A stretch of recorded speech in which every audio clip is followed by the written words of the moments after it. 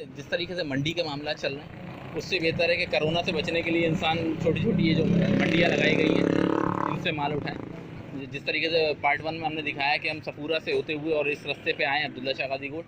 अभी इंसाफ से बात करते हैं। अस्सलाम वालेकुम भाईजान, कहाँ से तशरीफ़ लाएँ? लाड़काना से माशाल्लाह भाई आए। भाई क्या हिसाब रहा इसका, कैसा दे रहे हैं बछड़ा? रेट तो मुख्तलिफ हैं, बाज़ार इस दफ़ा माल ना मिलने की वजह से बहुत महंगा है। अच्छा, माल क्यों नहीं मिल रहा भाई? माल ये है कि पिड़ियाँ बाहर नहीं है। हाँ, इस दफ़ा मंडियाँ बहुत कम लगी हैं। बिल्कुल में मंडियाँ नहीं लग रही हैं, उसकी वजह से माल मिल रहा नहीं है।